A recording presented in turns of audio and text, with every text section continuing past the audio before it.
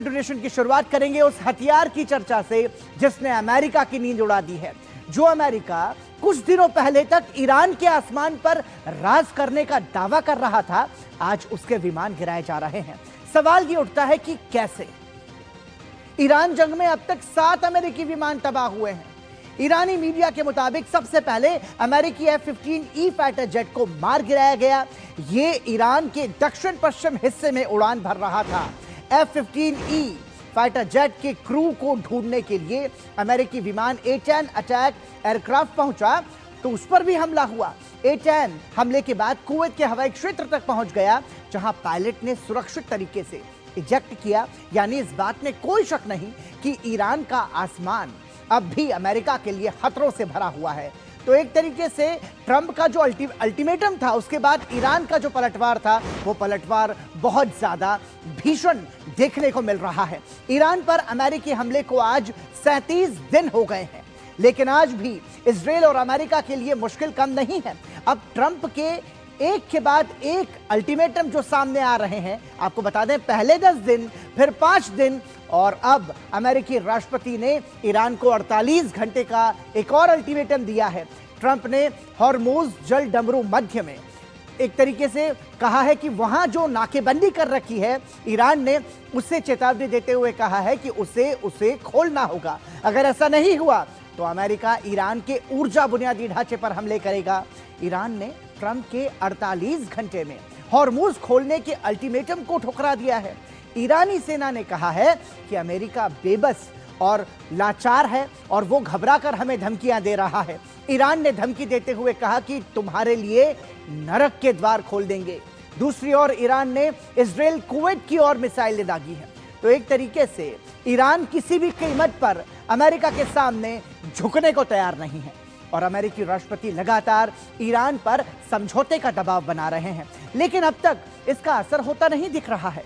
Donald Trump ने इससे पहले कहा था कि कुछ ही देर पहले मेरे निर्देश पर यूनाइटेड स्टेट्स सेंट्रल कमांड ने मध्य पूर्व के इतिहास में सबसे शक्तिशाली बमबारी हमलों में से एक को अंजाम दिया है और ईरान के सबसे महत्वपूर्ण ठिकाने खर्ग द्वीप पर मौजूद हर सैन्य लक्ष्य को पूरी तरह से तबाह कर दिया है।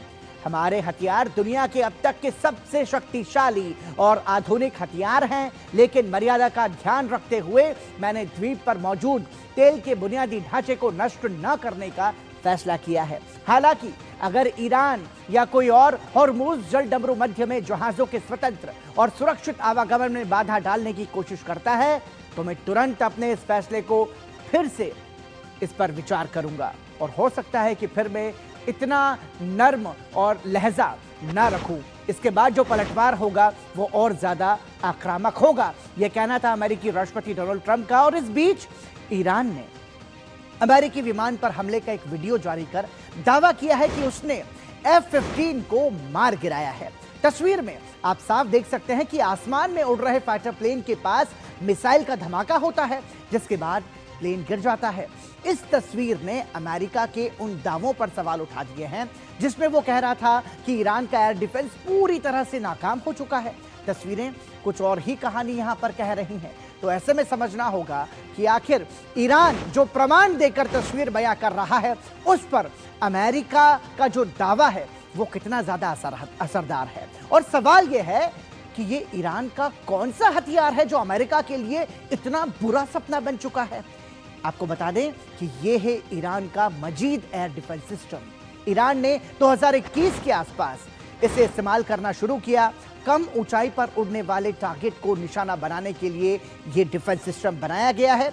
ये रडार पर निर्भर नहीं रहता, रडार सिग्नल नहीं देता, इसलिए विमान इससे पहले से पकड़ नहीं पाते हैं और बल्कि इंफ्रारेड तकनीक का इस्तेमाल ये करता है। इसकी मार करने की जो दूरी है वो करीब 8 किलोमीटर से 10 किलोमीटर तक है और इस वजह से ये उन हालात में ज्यादा कारगर होता है जहां दुश्मन के विमान या ड्रोन को किसी खास इलाके के ऊपर आना पड़ता है।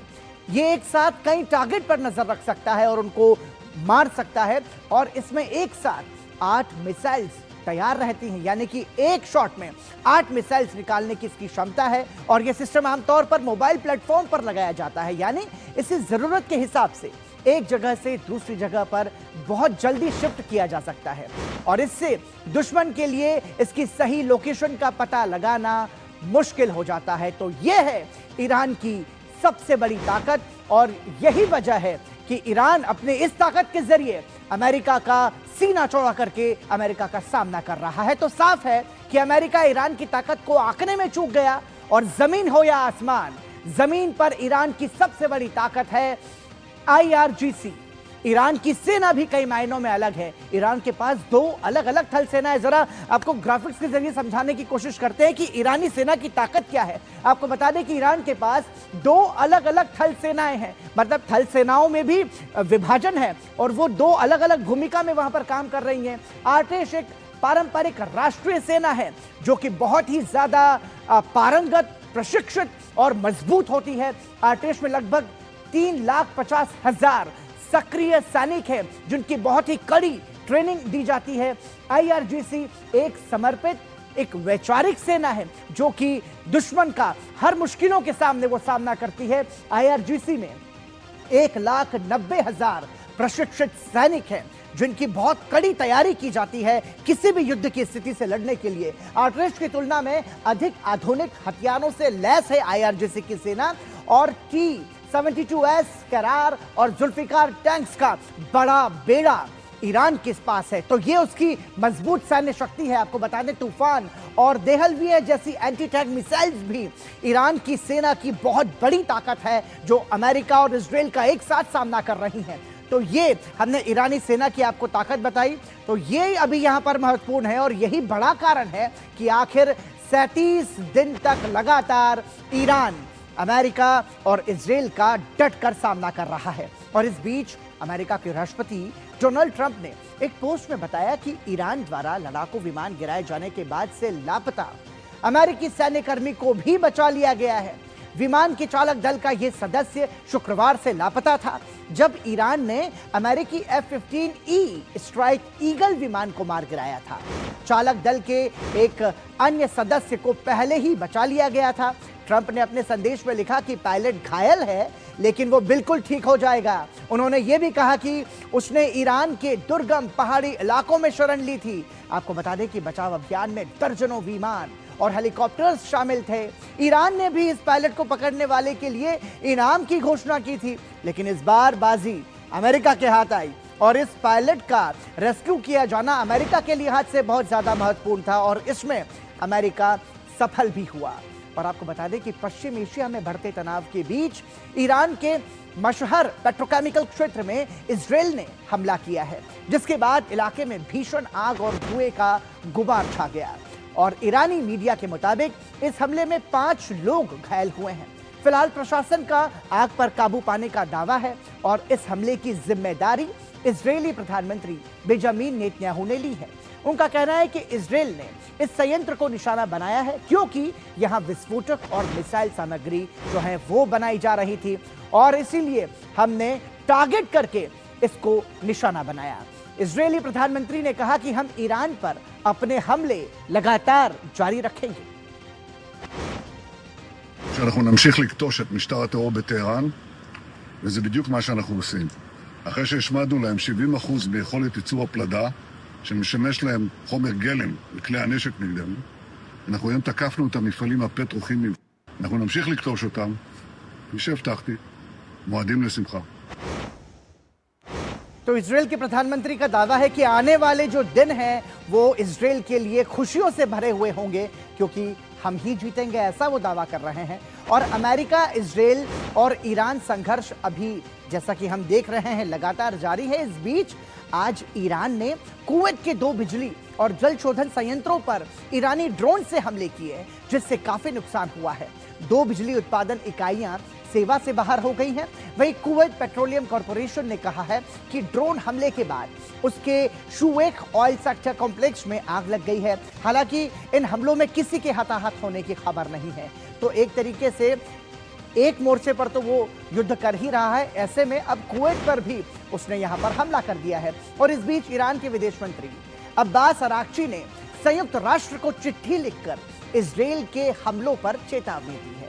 उन्होंने हालिया अमेरिकी और इजरायली हमलों पर गंभीर चिंता जताई है। 4 अप्रैल को जारी इस पत्र में उन्होंने चेतावनी दी कि ईरान के परमाणु ठिकानों पर हुए हमले एक बड़े रेडियोलॉजिकल खतरे को जन्म दे सकते हैं। बुशहर परमाणु संयंत्र के पास चौथा हमला होने के बाद स्थिति और अधिक गंभीर हो गई है। आरागची ने स्पष्ट तौर पर कहा कि यह एक असहनीय स्थिति है जिससे रेडियोधर्मी रिसाव का खतरा बढ़ गया है। उन्होंने अपने पत्र में साफ तौर पर लिखा है कि ऐसे संवेदनशील इलाकों को निशाना बनाना अंतर्राष्ट्रीय कानून का खुला उल्लंघन है।